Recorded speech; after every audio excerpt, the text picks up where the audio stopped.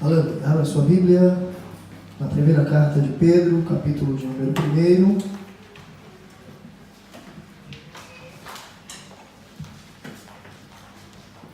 Versículo 10 até o versículo de número 12. E nós então vamos concluir esta primeira parte deste capítulo 1. Versículo 10 ao versículo 12 nos diz assim: na qual salvação inquiriram e trataram diligentemente os profetas que profetizaram da graça que vos foi dada, indagando que tempo ou que ocasião de tempo o Espírito de Cristo que estava neles indicava anteriormente os sofrimentos que a Cristo haviam de vir e a glória que se lhes havia de seguir, aos quais foi revelado que não para si mesmos, mas para nós eles ministravam estas coisas que agora vos foram anunciadas por aqueles que pelo Espírito Santo enviado do céu vos pregaram o Evangelho, para as quais coisas os anjos desejam bem atentar. Amém? Podem sentar?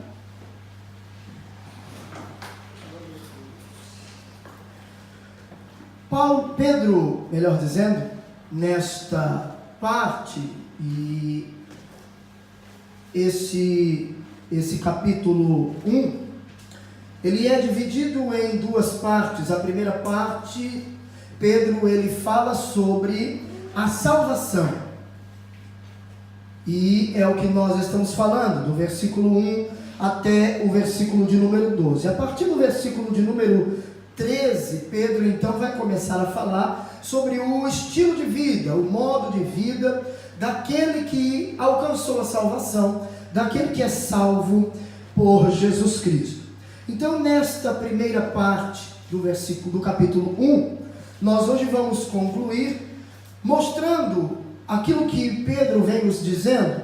Pedro está falando desde o início, desde o versículo 3 propriamente dito, que ele então começa a adorar a Deus, agradecer a Deus, exaltar a Deus pela nova vida, pela salvação, pela ressurreição de Cristo dentre os mortos, e razão pela qual nós cremos e temos a convicção de que seremos também e viveremos também eternamente, que seremos também ressuscitados, pois se Cristo não ressuscitou, então a nossa esperança é vã.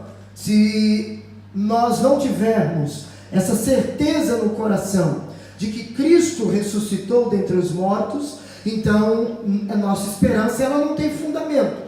A nossa esperança está fundamentada na ressurreição de Cristo. Então Pedro, ele está falando sobre a salvação, o presente que recebemos de Deus, um preço que foi pago por Cristo e dado a nós. A salvação nós recebemos pela graça, como Paulo escreve aos Efésios, e ele vai dizer no capítulo 2, versículo 8, pela graça sois salvos por meio da fé, e isso não vem de vós, é dom de Deus. Tanto Paulo quanto Pedro, eles deixam bem claro para nós, igreja do Senhor nos dias de hoje, que a salvação, ela foi dada por Deus para nós. A salvação foi conquistada por Jesus Cristo, que o homem não pode, por mais que ele faça, ele não pode alcançar a salvação por meio das obras. A salvação não é pelas obras, a salvação é pela graça.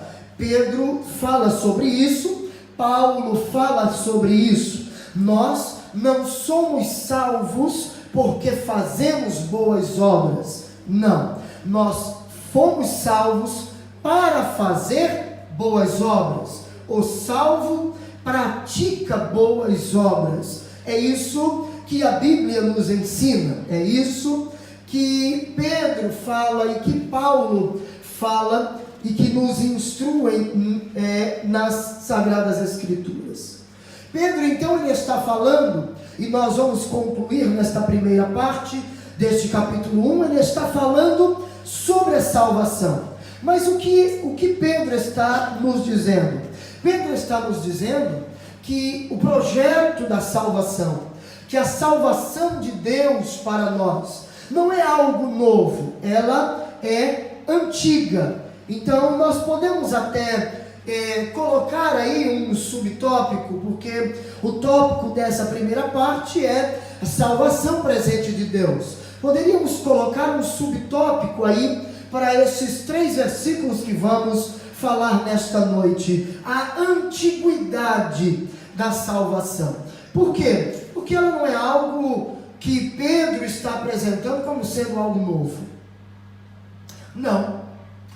Pedro não apresentou algo novo para os seus leitores e para nós. Paulo, quando fala da salvação, não está apresentando algo novo. E por que eles não estão apresentando nada novo? Porque a salvação, ela é falada no Antigo Testamento. Nós vemos o Antigo Testamento falar sobre a salvação. A salvação que hoje, que foi anunciada pelos profetas no Antigo Testamento e recebida, ela foi recebida pela igreja, é a mesma. Não há uma salvação para o povo do Antigo Testamento e uma para o povo do Novo Testamento. É uma só. O que nós encontramos é o quê?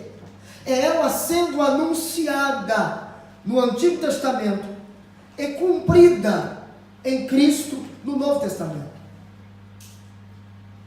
Então eu preciso entender, nós como leitores da Bíblia Sagrada, precisamos entender uma coisa: a salvação que nós buscamos, que nós aqui vivenciamos hoje, que foi anunciada pelos profetas no Antigo Testamento, ela se cumpre em nossos dias. A salvação presente na igreja dos dias atuais, ela já estava no campo de visão dos profetas do Antigo Testamento. Eles anunciaram esta salvação, eles falaram desta salvação. Tudo o que nós vivemos hoje, como falamos sobre o novo nascimento, Jeremias falou sobre isso, Ezequiel falou sobre isso, os antigos falaram sobre isso. A salvação, ela é tipificada na saída do povo da terra do Egito, como Moisés como um libertador, tirando o povo do Egito e os conduzindo em direção à terra prometida. É uma tipologia da nossa vida. O Egito é um símbolo do mundo, Moisés o nosso libertador, como Cristo o nosso libertador que veio para nos tirar do Egito. Nós encontramos a salvação sendo tipificada com a vida de Isaque, quando ele ia ser sacrificado, e então Deus prepara um carneiro, um cordeiro, para ser sacrificado no lugar de Isaque. Então, quando nós olhamos o Antigo Testamento, ele aponta para o Novo Testamento. O fim da lei, como Paulo diz, é Cristo. A finalidade da lei é apresentar Cristo, é mostrar Cristo, é apontar para Cristo. Tanto é verdade que quando Jesus ele está andando pela terra, antes de ser batizado, João Batista o encontra e diz aos seus discípulos: olha, eis aí o Cordeiro de Deus, que tira o pecado do mundo. A salvação da humanidade estava tipificada no Cordeiro Pascal de Êxodo 12. O Cordeiro, cujo sangue colocado sobre os umbrais da porta livrava todo aquele que estivesse dentro daquela casa de ser morto. O sangue daquele Cordeiro livrava da morte quem ali estivesse. O sangue do Cordeiro, Cristo Jesus, nos livra da condenação do pecado, que é a morte. A arca da aliança, aliás, a arca nos livrando, Noé e a sua família, da condenação do juízo de Deus que viria sobre o mundo, é uma tipologia de Cristo, e quem está em Cristo, que é a arca, não será condenado com este mundo, porque quem está na arca não foi condenado, quem estava na arca não foi condenado, e a Bíblia vai nos dizer que nenhuma condenação há para os que estão em Cristo Jesus, que não andam segundo a carne, mas segundo o Espírito. Então, quando eu olho para o Antigo Testamento, eu vejo a salvação sendo anunciada pelos profetas, pelos patriarcas. E quando eu olho para o Novo Testamento, eu vejo a salvação se cumprindo em Cristo. Quando eu olho para a igreja dos dias de hoje, a salvação se cumprindo em nossas vidas. Então, o que Pedro está falando no versículo 10? Pedro está dizendo, encerrando aí o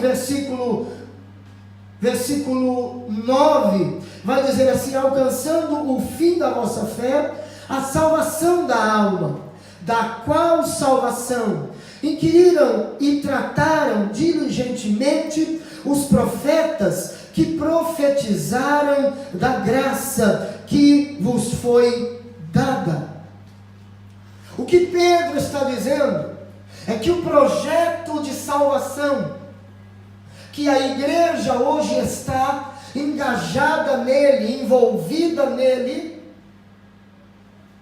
ele já havia sido anunciado pelos profetas, e anunciado com muita diligência, com muito cuidado. E por quê? Porque, irmãos, os profetas não falavam o que eles achavam. A função do profeta no Antigo Testamento era transmitir a mensagem de Deus para o povo daquela época. A função do profeta naqueles dias era simplesmente ser uma voz no meio de uma nação, ser uma voz de Deus para um povo, para uma nação. Quando nós aplicamos isso para os nossos dias, a igreja é a voz profética para esta geração. A igreja, assim como os profetas, tinham responsabilidade de anunciar ao povo daquela época as mensagens de Deus, a mensagem de Deus, e anunciá-las com diligência, com cuidado, com responsabilidade. A igreja tem em nossos dias essa responsabilidade, anunciar a palavra de Deus, a mensagem de Deus ao mundo atual, com diligência, com responsabilidade, com temor, pregar, falar, anunciar. E o que eu acho lindo na vida dos profetas é que eles falavam exatamente o que Deus mandava falar. Eles não maquiavam a mensagem para agradar quem ouvia. Eles simplesmente eram agentes da vida.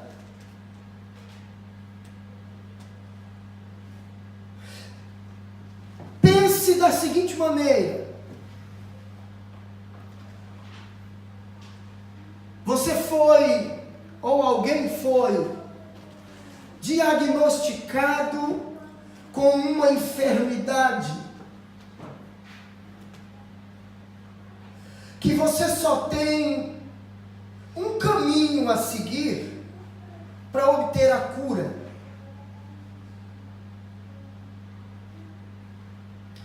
Porque se você quiser seguir por um outro caminho, você vai morrer. Então só há um caminho. Era esta a mensagem dos profetas. Israel pecava, os reis pecavam, a nação desagradava a Deus. Então Deus levantava um profeta com uma mensagem de juízo, com uma mensagem de arrependimento, mostrando que a única maneira de escapar do juízo divino era obedecendo, era seguindo exatamente as instruções do profeta. O profeta não podia maquiar a mensagem, o profeta não podia escolher mensagem, o profeta não poderia dar outra conotação à mensagem, a não ser aquela exata que Deus já estava dando. A única mensagem que o profeta poderia anunciar era a mensagem que ele havia recebido de Deus. E qual era? Em muitas das oportunidades era o arrependimento, era o que era a conversão, era a mudança de vida, que era essa a única maneira de escaparem do juízo divino. E o que acontece? O que acontece é que muitas vezes os ouvintes rejeitavam a mensagem do profeta.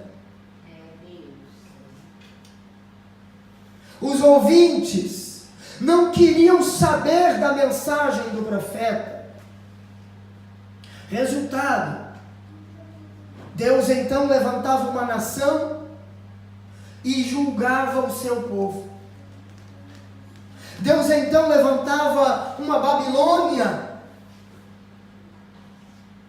como uma potência bélica, uma potência naqueles dias. E então a Babilônia vinha conquistando os reinos à sua volta, e então chegaram a Israel, sitiaram, invadiram, levaram o povo cativo, destruíram tudo, não sobra nada, o templo foi destruído, os utensílios foram levados, e tudo isso por quê? Porque Israel não deu ouvidos à mensagem do profeta. O mundo dos nossos dias também será julgado. E deixe-me dizer uma coisa: a Bíblia diz que o juízo começará pela casa de Deus. Se o juízo começa pela casa de Deus, o que vai ser do mundo lá fora? Ei, deixa eu falar uma coisa: a salvação, ela não é nova, ela já foi projetada por Deus lá na antiguidade, melhor, ela foi projetada por Deus na eternidade, pregada pelos profetas no Antigo Testamento e anunciada pela igreja no Novo Testamento. Nós precisamos falar da mensagem de salvação. Somos a voz profética nestes dias. somos simplesmente agentes de cura para esta geração. Somos promotores da vida para este mundo.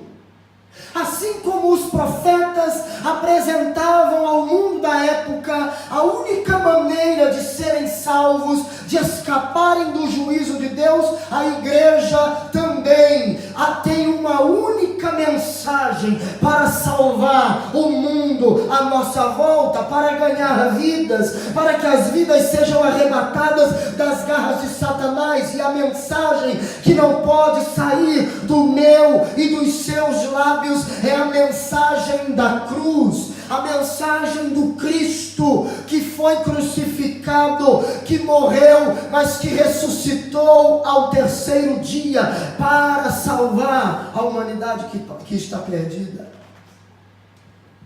Os profetas falaram da mensagem de salvação com muita diligência, com muito cuidado, com muita fidelidade. Eles anunciaram. Pedro está nos dizendo aos seus leitores e a nós, que a salvação foi arquitetada por Deus na eternidade, profetizada pelos profetas, pelos patriarcas na antiguidade, e apresentada à igreja nos dias atuais. Os profetas questionaram acerca da salvação. Os profetas investigaram o tempo e as circunstâncias da chegada desta salvação. Veja o versículo de número 11. Indagando que tempo ou que ocasião de tempo o Espírito de Cristo que estava neles indicava anteriormente os sofrimentos que a Cristo haviam de vir e a glória que se lhes havia de seguir. Vamos primeiro a partilhar desse versículo. O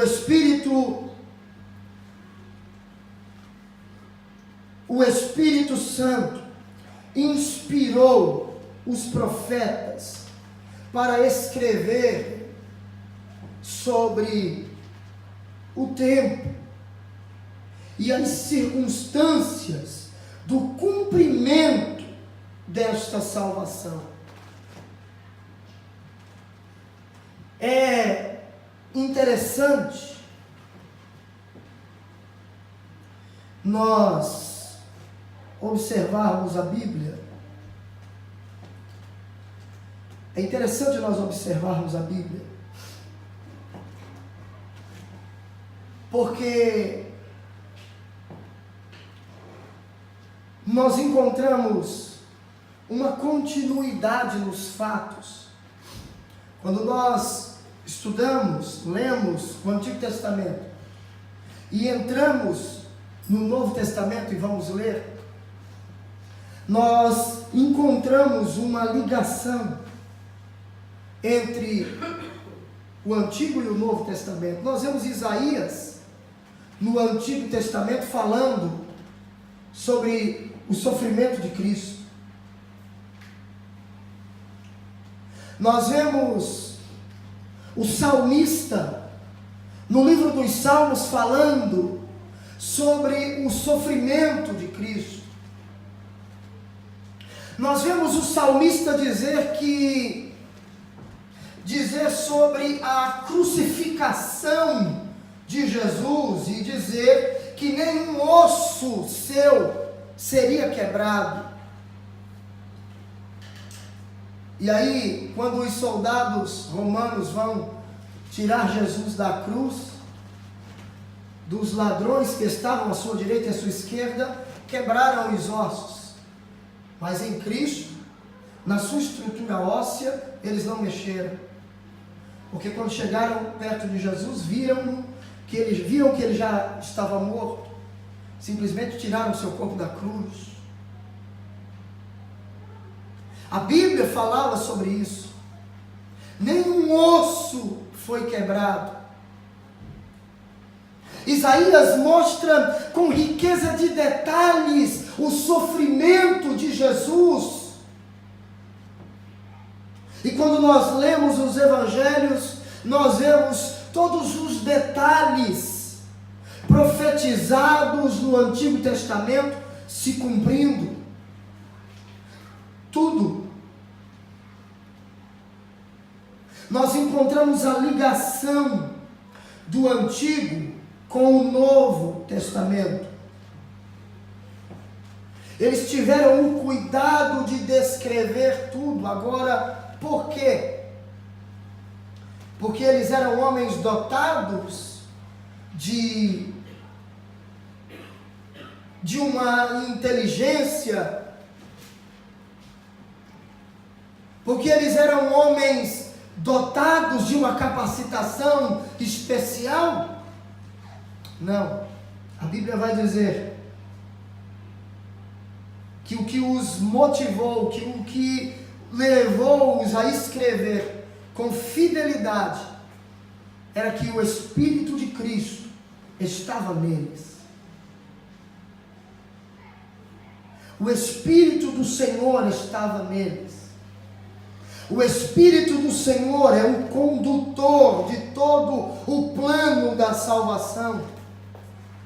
O Espírito do Senhor é o autor de tudo que foi escrito. Os homens simplesmente foram instrumentos, cada um com a sua própria característica, cada um com a sua personalidade, escrevendo de acordo com o que o Espírito Santo de Deus lhe direcionava a escrever.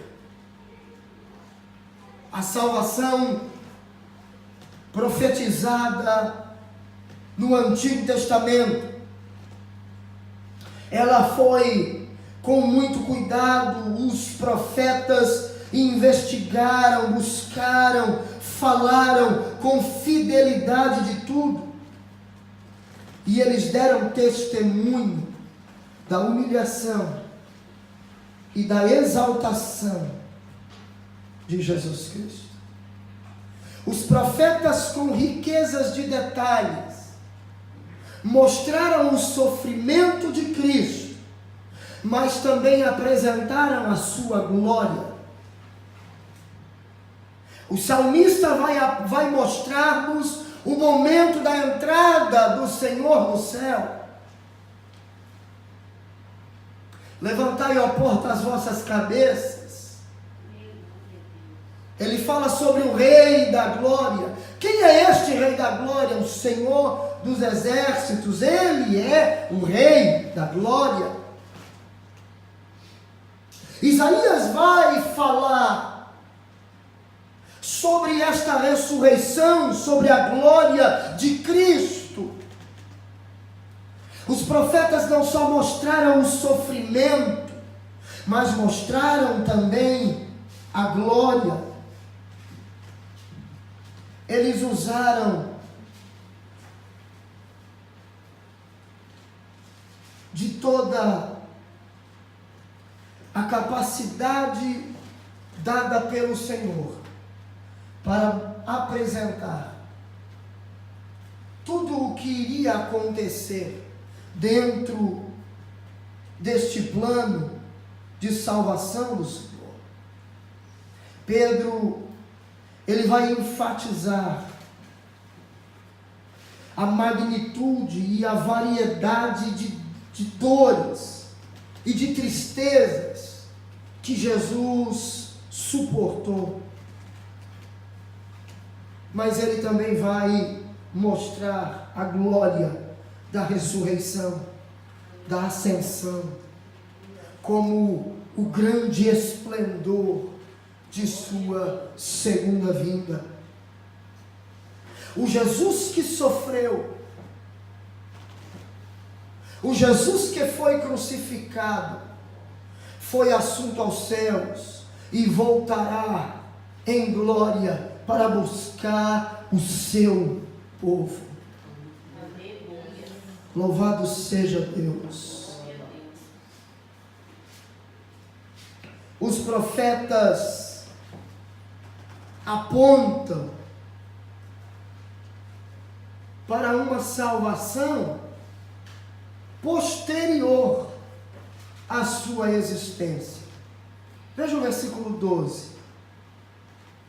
Aos quais foi revelado que não para si mesmos, mas para nós, eles ministravam estas coisas, que agora vos foram anunciadas por aqueles que pelo Espírito Santo, enviado do céu, vos pregaram o Evangelho, para as quais coisas os anjos desejam bem atentar.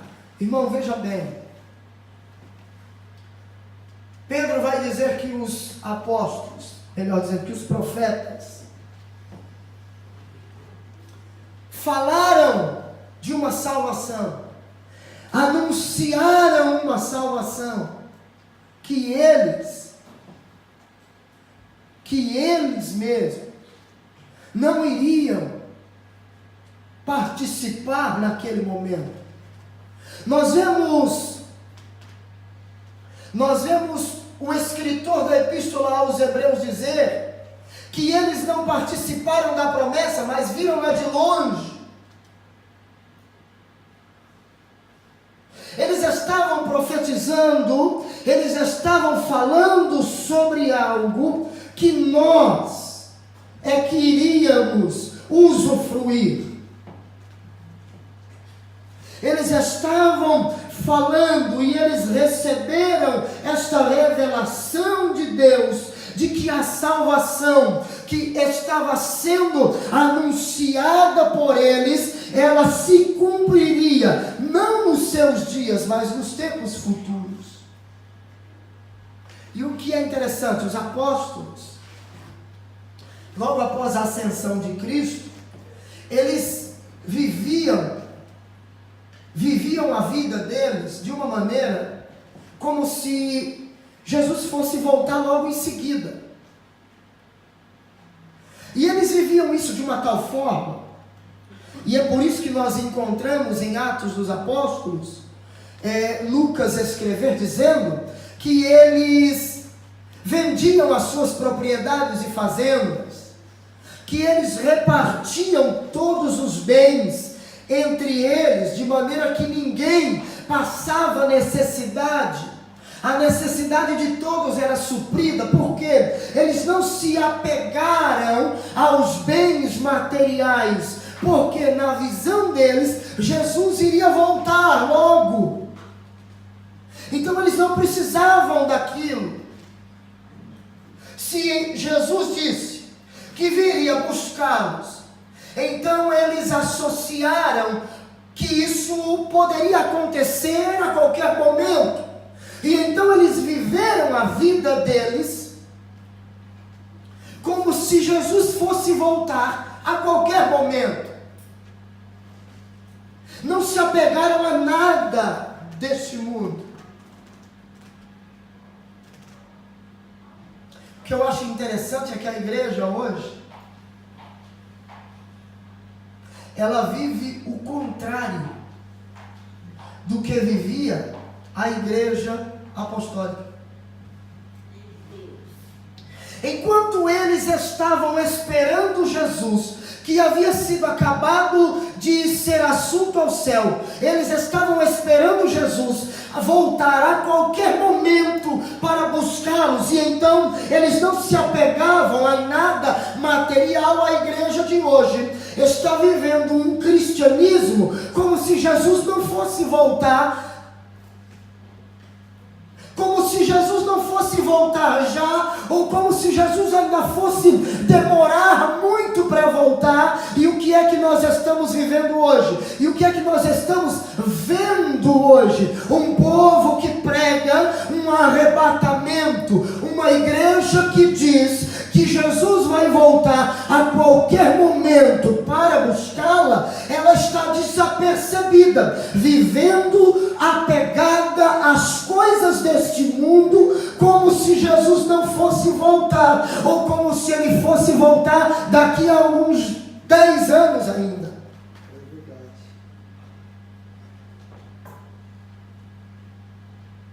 Nós queremos os milagres da igreja apostólica.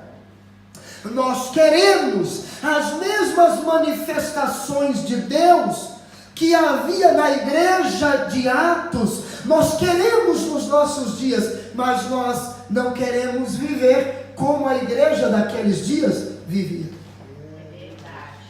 Eu não estou dizendo que você vai ter que receber o seu salário, que nós aqui vamos todos juntar os nossos salários e dividir entre todos para ninguém passar necessidade. Eu não estou dizendo que você vai ter que abrir mão de tudo que você tem. Eu estou dizendo que nós, a exemplo da igreja de Atos dos Apóstolos, deveríamos atentar mais para a volta de Jesus, nos desprendermos mais das coisas desta terra e atentarmos mais para as coisas espirituais.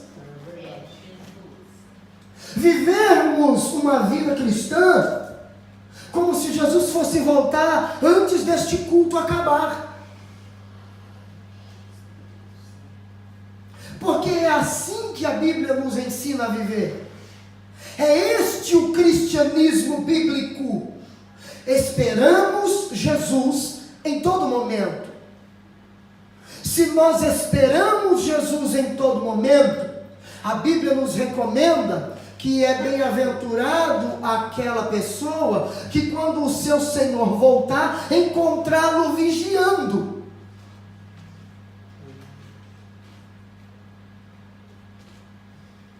Encontrá-lo atento, encontrá-lo esperando o seu Senhor. Pedro está falando que eles falavam, pregavam, anunciavam uma salvação que eles não iriam viver nos dias deles, mas que isto se cumpriria em tempos futuros. E aí chega então o tempo dos gentios. Porque a salvação, você sabe muito bem, era para os judeus. A Bíblia vai dizer, é lógico, no plano de salvação, arquitetado por Deus na eternidade, os gentios estavam incluídos, e nós vemos isso desde o Antigo Testamento. Mas a Bíblia vai dizer no Evangelho, segundo o relato de João, que Jesus veio para o que era seus. Está falando de quem? Dos judeus, do povo de Israel. Jesus veio para o que era seus, mas os seus não receberam.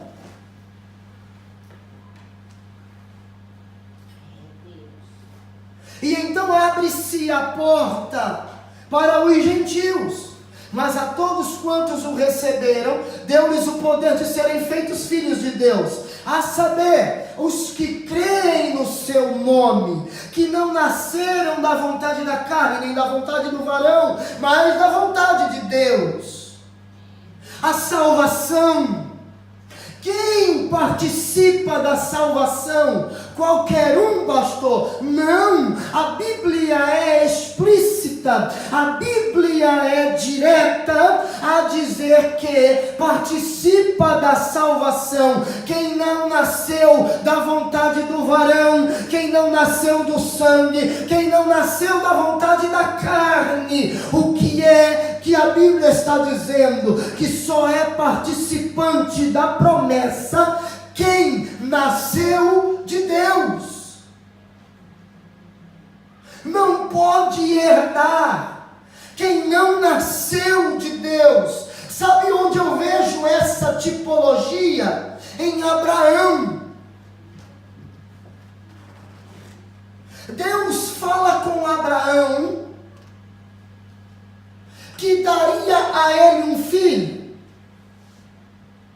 que daria a ele um herdeiro. Abraão então diz: Senhor, eu já sou velho, não tenho um herdeiro, então quem vai herdar os meus bens vai ser o Damasceno Eliezer, o meu criado. Por quê? Porque ele nasceu na minha casa.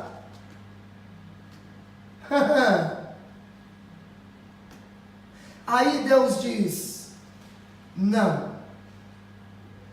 não é ele, mas o que vai nascer de ti, o que vai nascer das suas entranhas. Deixa eu aplicar,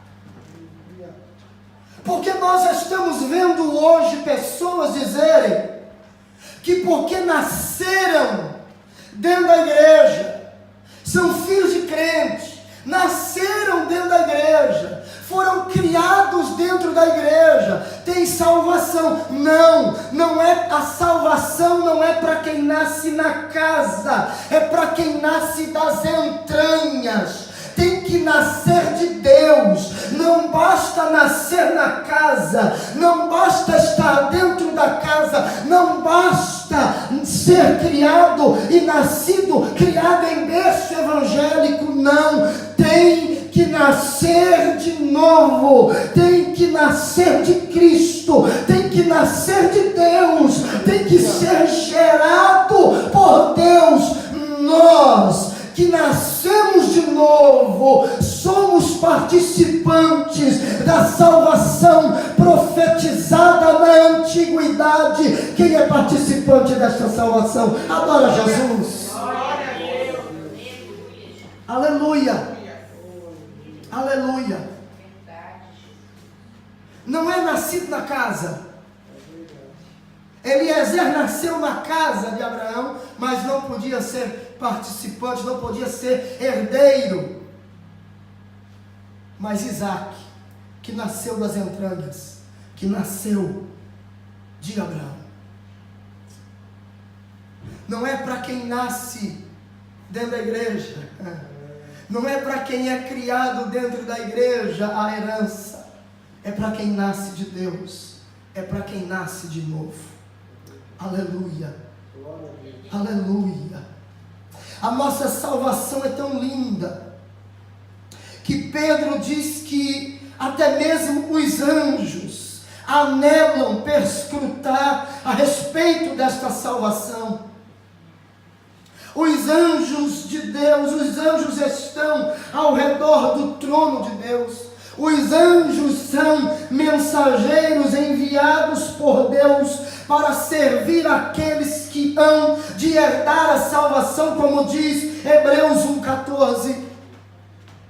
Eles se regozijam quando um pecador se arrepende, como diz Lucas 15, no versículo 7 e no versículo 10. Eles vão reunir os salvos no dia do julgamento, como diz Mateus 24, 31.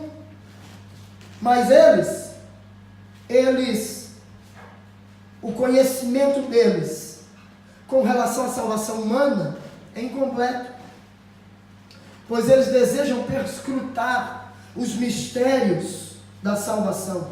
O verbo perscrutar aqui significa olhar com o pescoço esticado. Eles estão querendo saber, estão olhando. Como a gente diz, lá na terra dos meus pais, que eu sou de São Paulo, meus pais são de Pernambuco, estão querendo, estão curiando.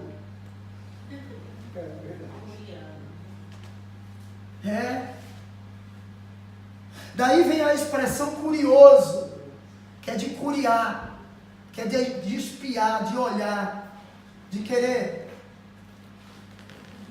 esticando o pescoço para ver.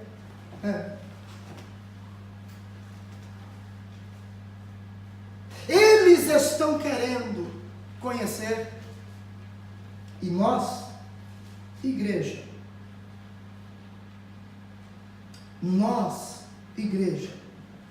Olha o que Paulo escreve.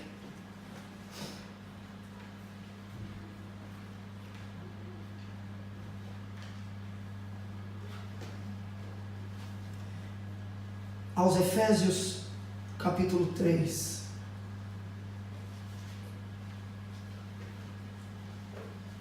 Versículo 8 até o 10, ou melhor, até o 12, vai dizer assim: a mim, o mínimo de todos os santos, ou o menor, me foi dada esta graça de anunciar entre os gentios, por meio do Evangelho, as riquezas incompreensíveis de Cristo, e demonstrar a todos qual seja a dispensação do mistério, que desde os séculos esteve oculto em Deus, que tudo criou, para que agora, pela igreja, a multiforme sabedoria de Deus seja conhecida dos principados e potestades nos céus. É através da igreja que eles vão conhecer sobre o mistério da salvação. E segundo o eterno propósito que fez em Cristo Jesus nosso Senhor, no qual temos ousadia e acesso com confiança pela nossa fé nele. O 13, portanto, vos peço que não desfaleçais nas minhas tribulações por vós, que são a vossa glória. Paulo está dizendo que os anjos querem curiar a salvação, querem olhar com o pescoço esticado, perscrutar sobre os mistérios da salvação, mas eles só saberão sobre isso por intermédio da igreja. Por intermédio da igreja. O dia do arrebatamento, Jesus disse que nem os anjos do céu, nem o Filho, só o Pai sabia. Isso ele disse antes de ser recebido no céu. Isso ele disse antes de receber de volta a sua glória. Hoje ele sabe, e os anjos estão simplesmente aguardando a ordem de Deus para vir com Jesus buscar a igreja, a noiva. Eu concluo dizendo que a nossa salvação está mais perto hoje do que quando aceitamos a fé cristã. Se ela está mais perto hoje, precisamos viver intensamente a nossa vida com Jesus. O que é viver intensamente a nossa vida com Jesus? É abrir mão de tudo aquilo que nos separa dele. É abrir mão de tudo aquilo que nos distancia dele. Pode ser bom, mas não é o melhor. O melhor é estar com Cristo. O melhor é gozar da presença de Cristo na nossa vida. Existem coisas que são boas, mas de Deus recebemos as melhores. Deus não tem boas coisas para nós. Deus tem o melhor para nós. Amém? Amém? Fica de pé, por favor.